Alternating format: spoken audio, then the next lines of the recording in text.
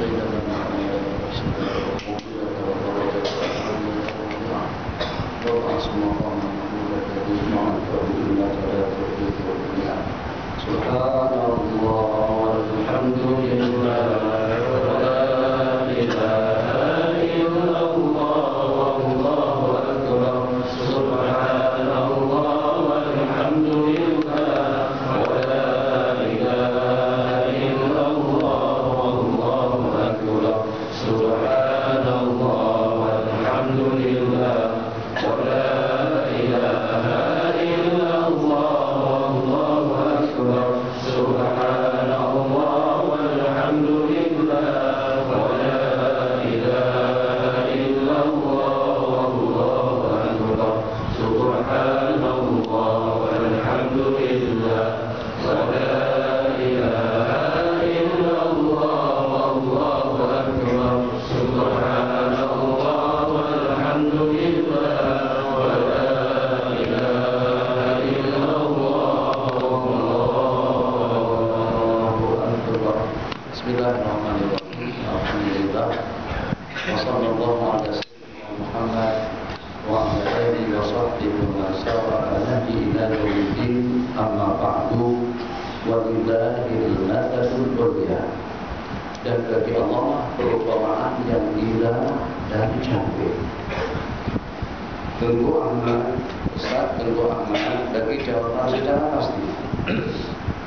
Ukuran sama tidak kurang daripada dalam 1 ekar dan ditawarkan harganya kepada kita tidak lebih daripada dalam 1 juta saja dan kita mampu untuk membelinya. Tanah yang 1 hektar tadi itu kira-kira dalam 33.000 kaki kita boleh buat 6 buah banglo besar. Oke, lebih besar ukurannya daripada mesin kita ini. Pilih antara dua.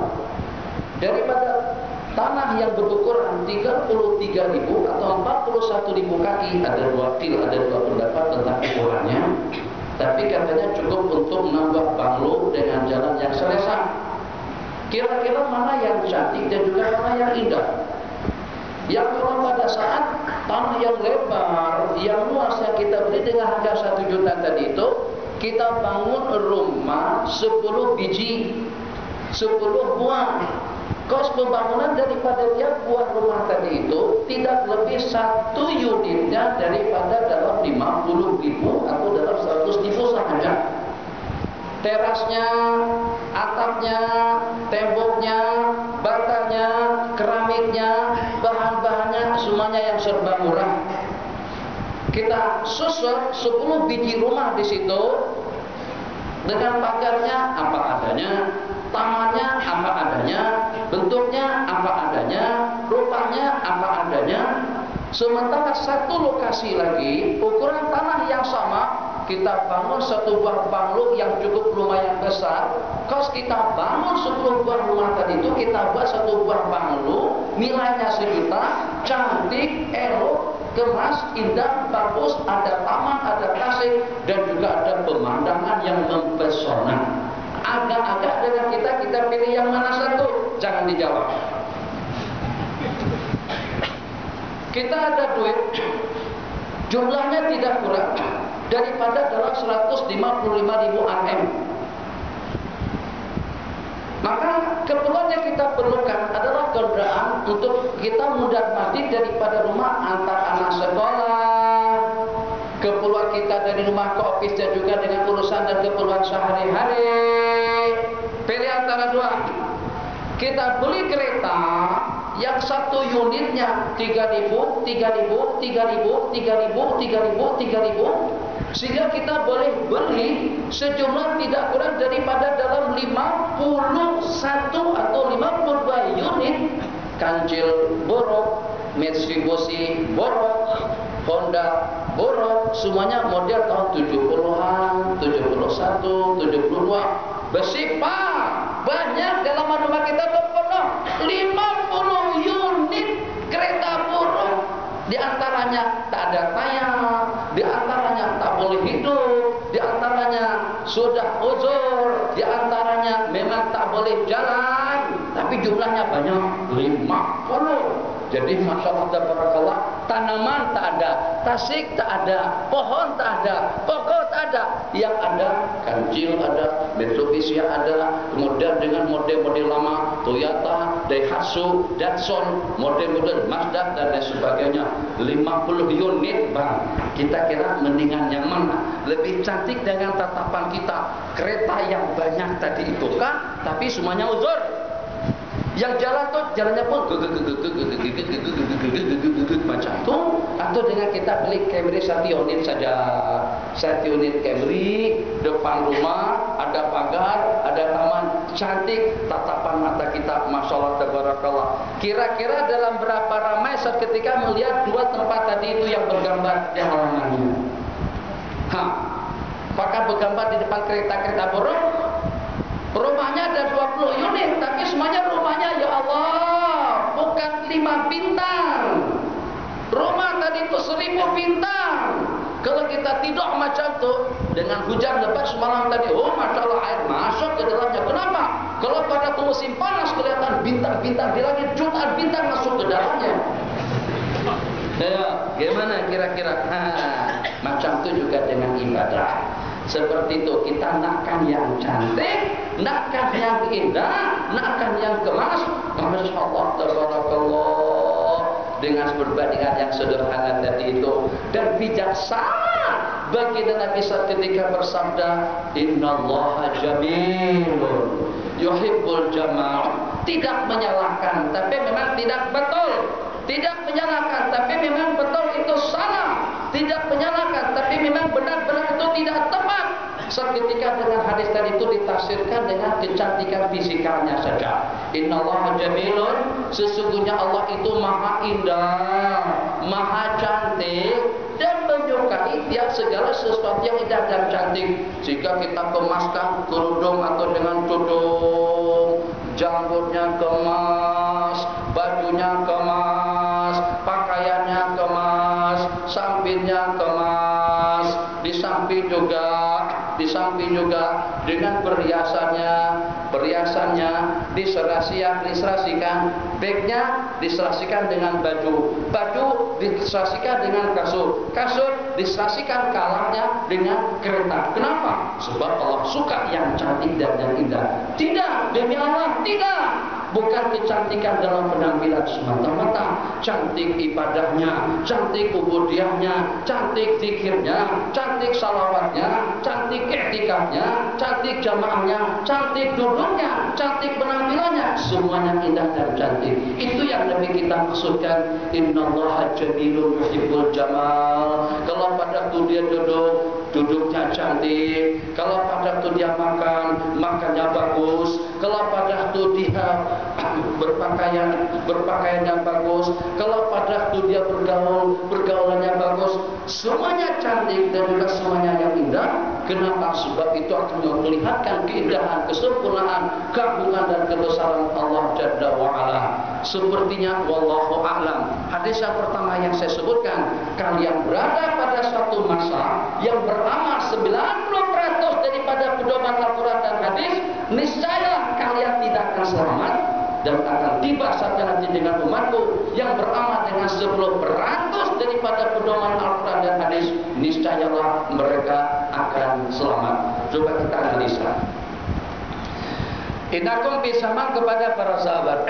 Nabi kita kata kalau kalian awak-awak di semuanya kepada Sayyidina Abu Bakar, kepada Sayyidina Umar, kepada Sayyidina Ali, kepada Sayyidina Talha, kepada Sayyidina Utsman, kepada Sayyidina Abdurrahman bin Auf dan juga dengan sahabat-sahabat Nabi kita lainnya, kalau kalian nyatakan beramal 90% daripada pedoman hukum hakam Al-Quran dan hadis, kalian akan binasa.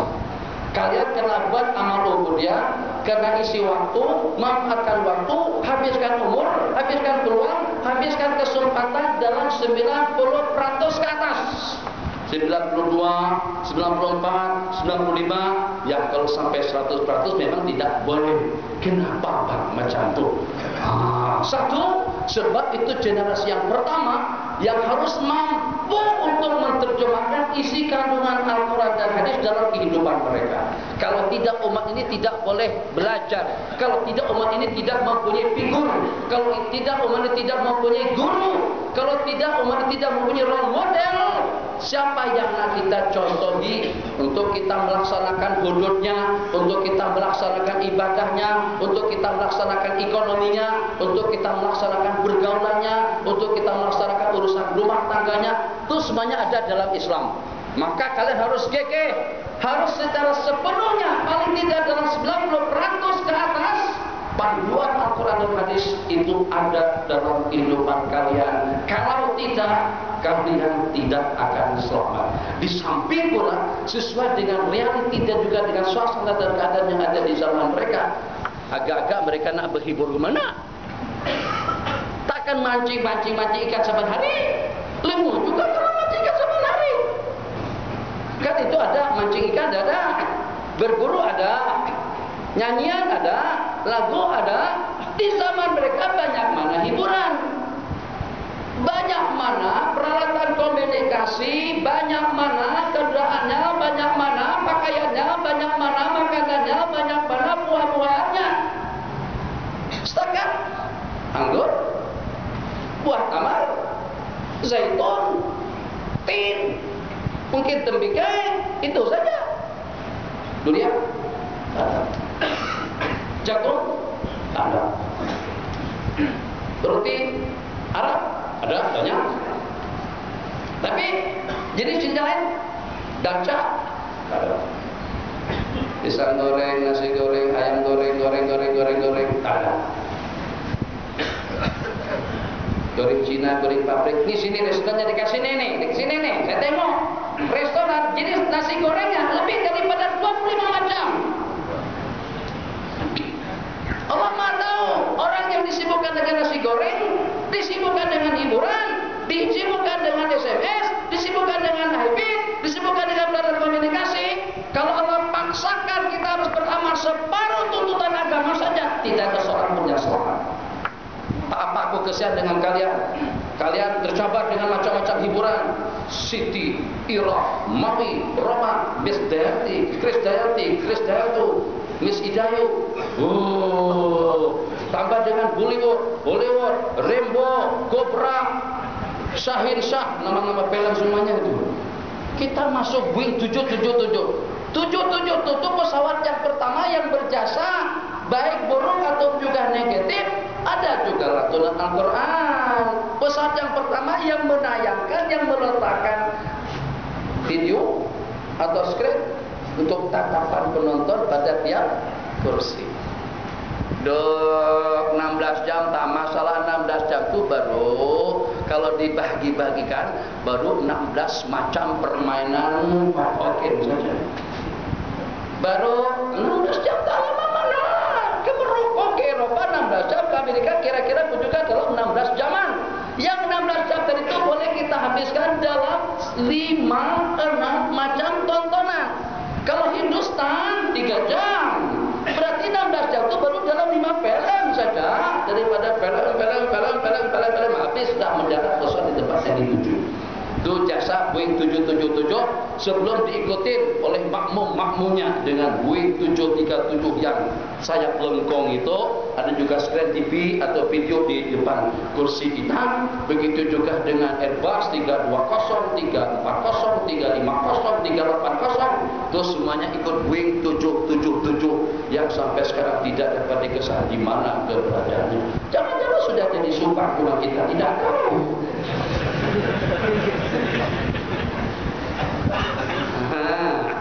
Allahu Akbar. Jadi kalau dengan zaman sahabat, nak hibur kemana? Kelab malam tak ada, perempuan-perempuan nakal tak banyak mana. Kelab-kelab hiburan sejak daripada Isya sudah tutup. Orang-orang buat maksiat, mana ada karaoke, mana ada tepi-tepi pantai, mana ada pusat-pusat hiburan, mana ada senam-senam aerobik. Jadi kalau sahabat Nabi kita tidak memenuhkan waktu mereka dengan ibadah, mereka banyak yang nganggur. Bapak ada kerjaan kah? Mau bekerja apa? Yuk kita nonton kemana?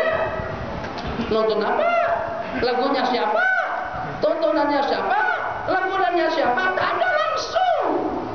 Kalau di kita sekarang waktunya tak cukup. Coba bayangkan, buka saja, jangan dibuka. Pada waktu kita naik Boeing 737 atau 777 atau 380 Airbus, itu tidak kurang daripada dalam 500-an macam pelet yang tersimpan di situ. Nak pilih pelet yang mana satu? Nak lagunya kah? Nak hiburannya kah? Nak Qurannya kah? Nak rasanya ceramah yang tak ada? Ada ceramah tak ada? Radio ngaji ada. Radio masalah ngaji Musa di Rashid saat kami semuanya lengkap. Letakkan dokumen dah dengar saja lagi. Oh, sampai ke penghujung, sampai mendarat Quran saja terpenuhkan dengan kedua telinga kita. Nah, itu perbedaannya. Sehingga toleransi seakan-akan dengan baginda Nabi mengetahui tentang macam mana keadaan kita di zaman sekarang. Habis waktunya umatku dengan hiburan, habis waktunya umatku dengan kendaan, habis waktunya umatku dengan campaign, habis waktunya umatku dengan pergaulan, habis waktu umatku dengan kesibukan. Kalau mereka boleh beramal 10% saja daripada pedoman Al-Quran dan hadis, niscaya mereka akan selamat dan sesuai dengan keadaan. Maka kita berharap, kita menghimbau dari depan sampai ke belakang, jangan sampai yang 10% tadi itu tercemarkan dengan yang 90% kehidupan kita yang tidak keruh-keruhan. Yang 10% tentunya pada masa kita sembahyang, pada masa kita berzikir, pada masa kita beribadah, kita bersilaturahmi, kita ke tempat kenduri, kita ke tempat-tempat ibadah, kita ke majlis-majlis ilmu, kita dengan urusan keluarga. Yang 10% yang kita jaga dengan utuh dan baik, agar itu akan menjadi paket untuk kita mendapatkan surga yang abadi nanti di sisi Allah Subhanahu wa Ta'ala. Sementara dengan 90% ke atas untuk para sahabat Nabi kita sudah berhasil, sehingga Islam sampai ke negara kita. Kalau kita dengan bahasa sederhana, ramai mana orang yang masuk Islam asbabnya kita. Ramai mana orang itu sembahyang, rajin sembahyangnya, rajin zikirnya, rajin salawatnya, rajin ibadahnya, menjadi orang yang baik, menjadi orang yang mulia, menjadi orang yang baik, menjadi orang yang bening, menjadi orang yang mendapatkan diri kepada Allah. Ramai mana dengan power yang kita miliki tadi itu, orang-orang berubah menjadi kepada hamba Allah, wa ibadur rahmanil ladzina yamshuna 'alal ardi hauna. Dalam berapa ramai bisnisku, ekonomiku, politikku, hidupku menyelamatkan umat dan membawa mereka ke dalam surga. So, kalau kita hitung-hitung, ya Allah, jangankan untuk menyelamatkan orang lain, waktuku untuk aku menyelamatkan diriku pun ternyata sudah tercemarkan dengan riya dan ujubnya, dengan ujub dan juga dengan sum'ahnya, dengan riya dan egonya, dengan riya dan takaburnya. Jangankan untuk membelai dan memberikan bantuan dan pertolongan kepada orang ramai, yang dengan diri pribadi kami pun, ya Allah, kami masih belum boleh berharap. Apakah kita boleh berharap dengan sembahyang kita? Ini renung, tak apa. Tajuk tidak terulang. Renung sejenak.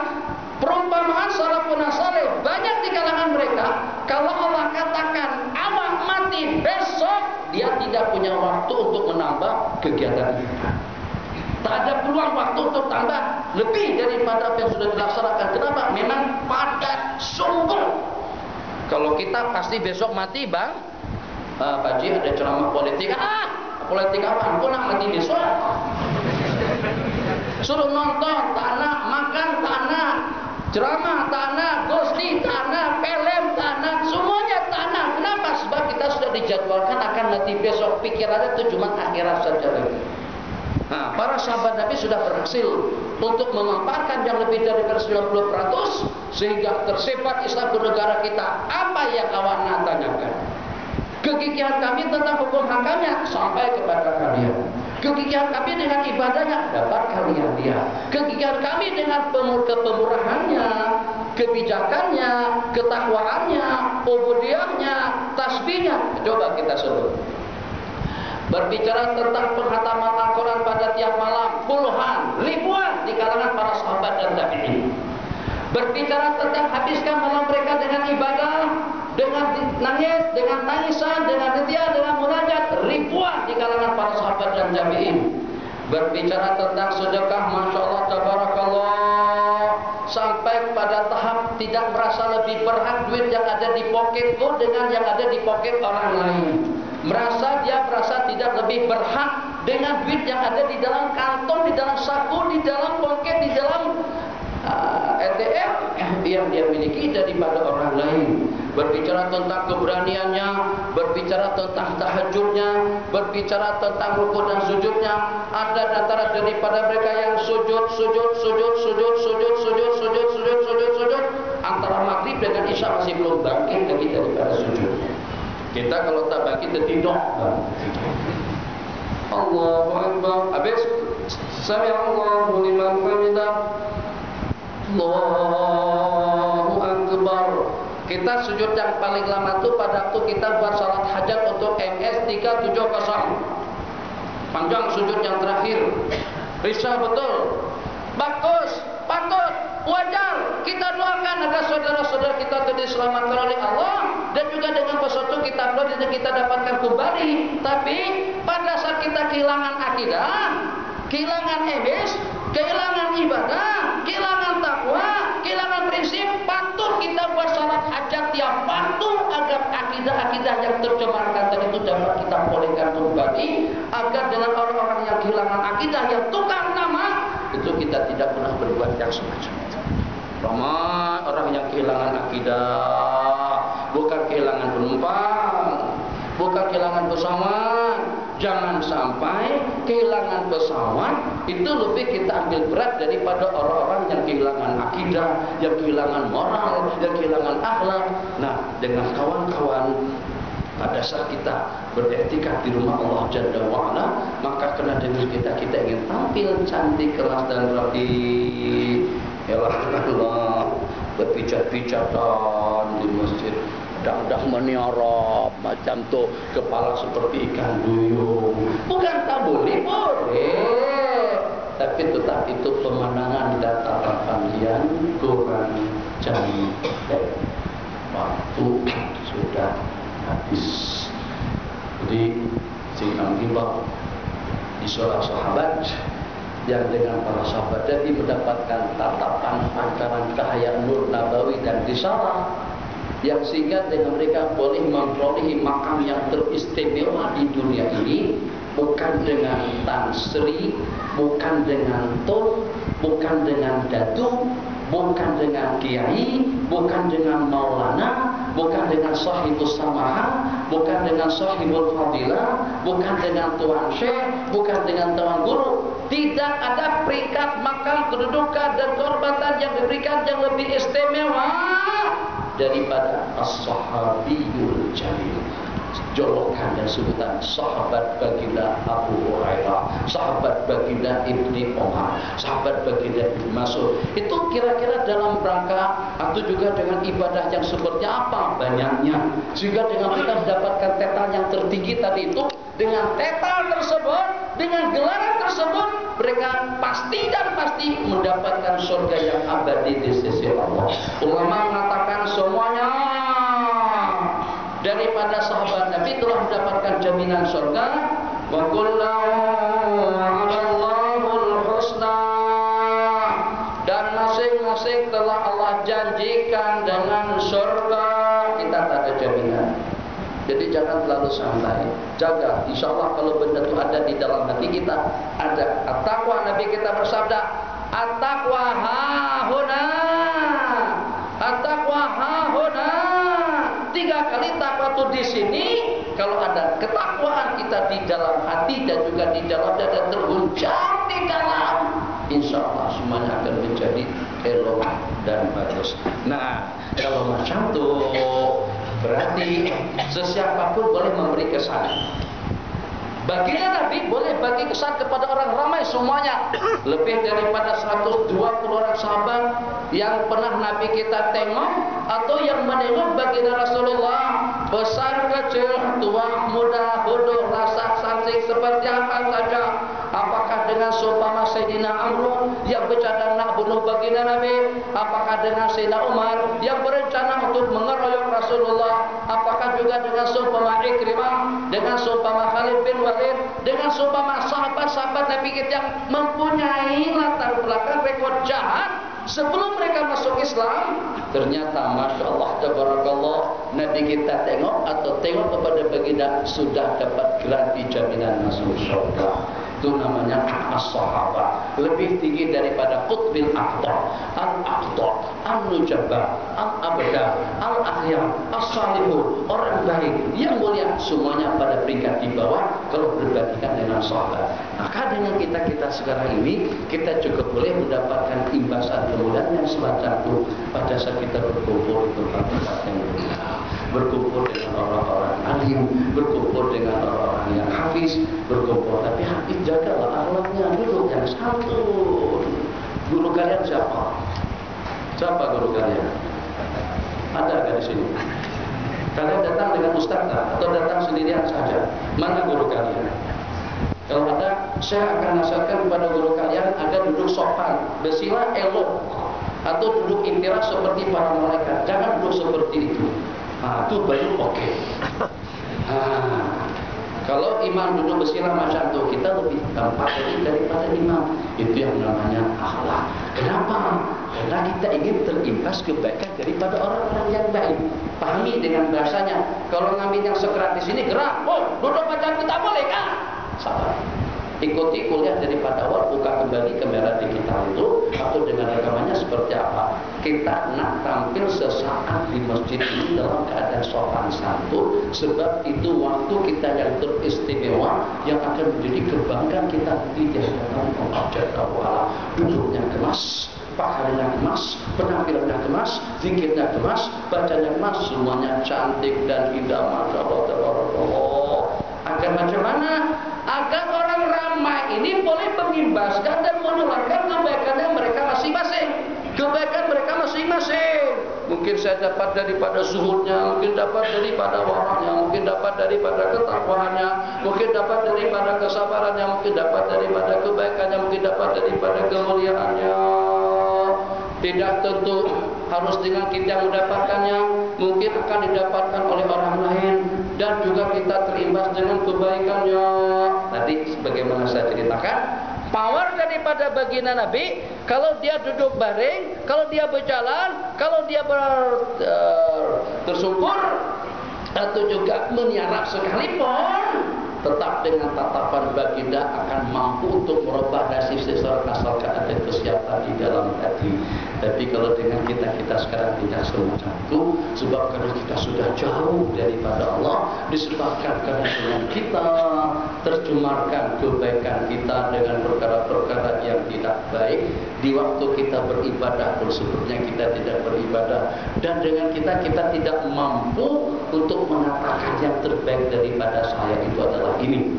Zikir yang terbaik, sembahyang yang terbaik, tidak. Kereta yang terbaik, mungkin. Wajah yang terbaik, mungkin. Janggut yang terbaik, mungkin. Tapi kita boleh bergantung tak dengan sembahyang kita? Anak rasanya dari sejuta sekian tidak ada yang anak harapkan. Saya tidak boleh bergantung dengan amalan selain daripada sembahyang. Insya Allah sembahyang saya tidak ada tandingannya. Ada yang boleh bercakap macam itu. Atau dengan zikirnya, atau dengan yang hanalanya, atau dengan Habib Syekh. Minta maaf, banyak di Malaysia suara yang lebih merdu daripada suara Habib Syekh. Cuma belum ditampilkan saja. Mari itu kita sembahyang. Coba nanti sembahyang di Masjid Shah Alam dengan muadzin, kecil saja imam muadzinnya, tapi suaranya lama sungguh. Jadi salawatannya, ingat lagunya tak? Mana baik? Belakang. Sallallahu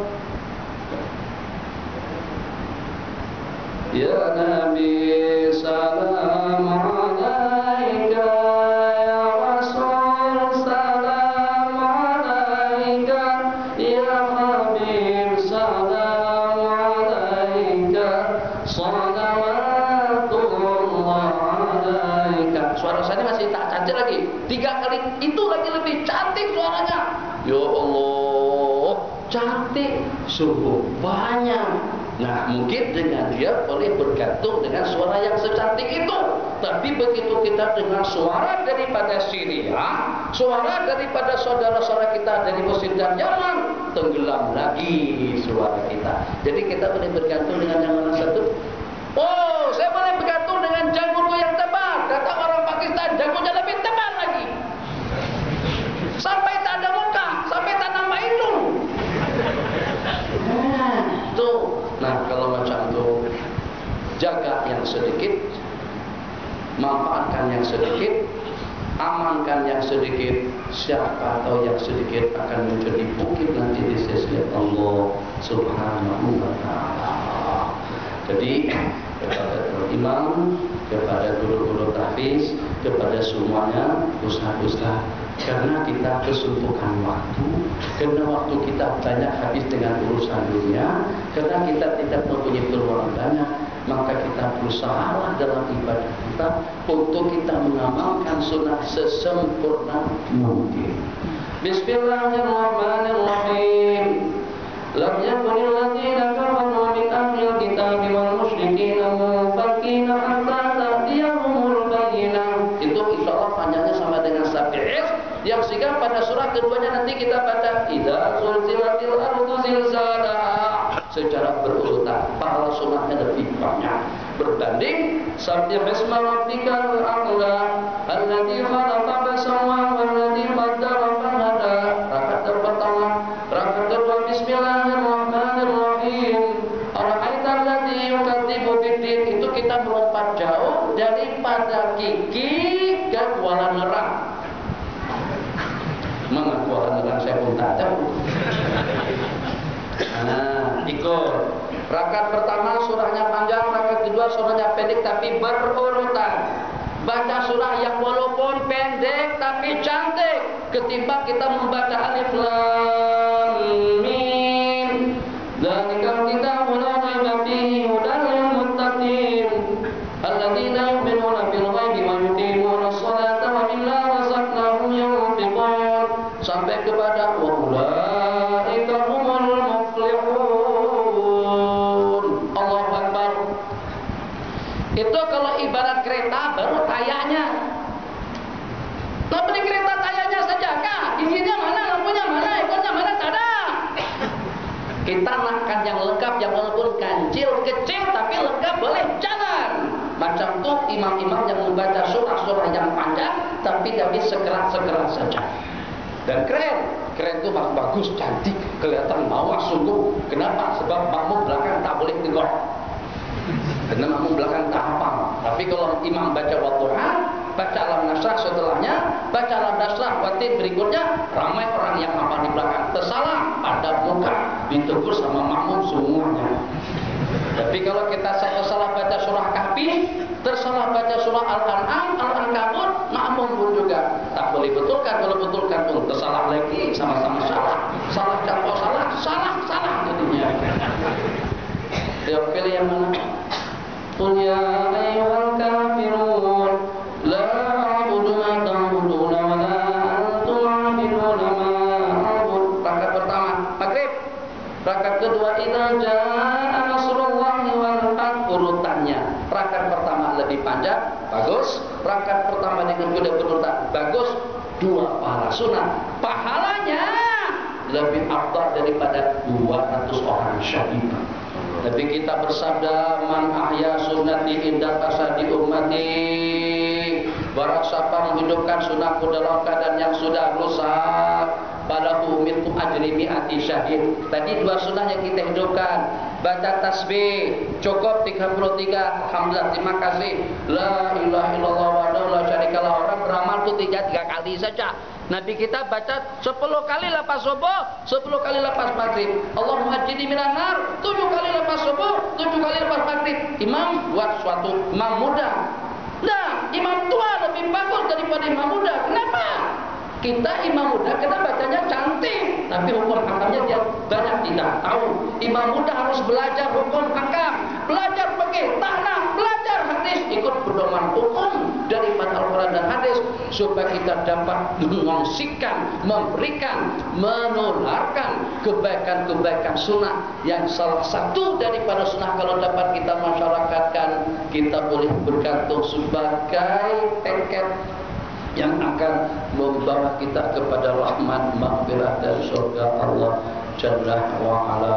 Man ahya sunnati faqad ahabbani wa man ahabbani kana ma'i fil jannah. Nah, kita nakkan yang itu biar sederhana dengan penampilannya, sederhana dengan lagu dan bacaannya, tapi kita berpedoman kepada sunnah-sunnah Rasulullah sallallahu alaihi wasallam. 15 menit saja lagi Bapak.